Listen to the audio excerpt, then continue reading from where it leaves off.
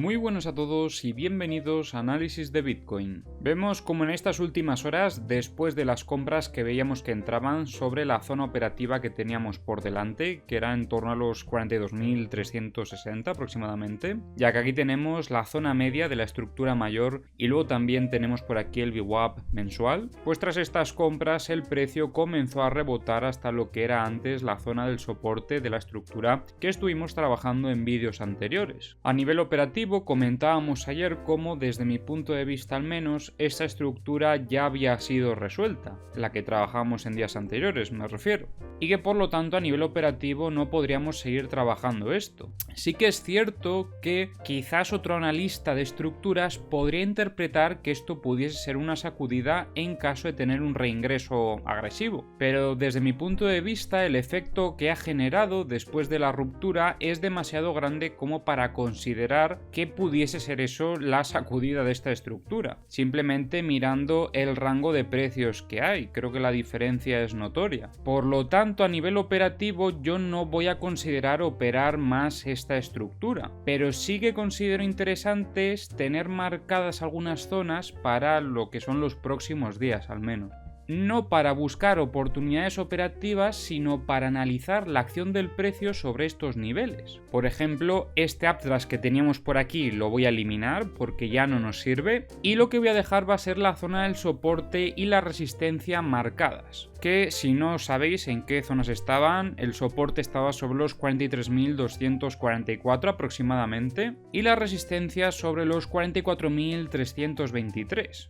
También es importante mantener esta dinámica bajista, que ha sido clave en la operativa de días anteriores, ya que la ruptura de esta dinámica bajista sí que podría originar una pequeña aceleración del precio en un movimiento alcista. Así que considero que es relevante tenerlo también en el gráfico. Por el momento, como veis, el precio en este retroceso consiguió alcanzar la zona de lo que era antes el soporte, que ahora debería actuar como una resistencia. En un principio ha tenido aquí un primer rechazo, pero el precio sí que es cierto que está amenazando con romper esta resistencia. De hecho, como veis, ha tenido un retroceso bastante pequeño y ahora sobre lo que es el VWAP semanal están entrando algunas compras intentando presionar al alza. Si viésemos ruptura en este caso de esta resistencia y también de la dinámica bajista, entonces podríamos ver una aceleración del precio al alza, pero a nivel operativo esto no es atractivo siguiendo la metodología, o al menos la mía. Con la de otro quizás sí. Igual alguno de vosotros tiene una metodología que le sirve esta información y por eso la comparto con vosotros. Y sobre todo sería importante luego vigilar la zona de los 44.335 si terminamos viendo esa aceleración. Otra cosa importante que no comentaba en el vídeo de ayer fue esto de aquí. Recordaréis, si habéis visto mi canal durante las últimas semanas, que teníamos marcada una zona en los 41.800 aproximadamente, zona donde entraban compras de forma agresiva defendiendo al precio. Esto lo vimos hasta en 3 ocasiones. Pues como veis, otra vez han vuelto a entrar compras en esta zona, que ayer no me fijé y lo comento hoy. Por lo que seguimos viendo presión compradora en estos niveles y eso es una señal bastante buena, una señal de fortaleza en este caso. Pero si terminásemos perdiendo esta zona, también sería una muestra de debilidad importante a tener en cuenta. Así que este nivel clave también lo tendría marcado en el gráfico, si es que no lo tienes. Como comentábamos ayer, que el precio rechazase estos 43.870 no era una buena señal, era una muestra de debilidad. Y más cuando parecía que el precio intentaba generar una acumulación para atacar niveles operativos más altos. Finalmente no fue así, tuvimos el movimiento bajista, aunque veremos si gracias a las compras que hemos visto que han entrado en estas últimas ocasiones, finalmente vuelven a intentar atacar con más fuerza. Por desgracia, eso no nos va a dejar oportunidad operativa en este caso, o al menos no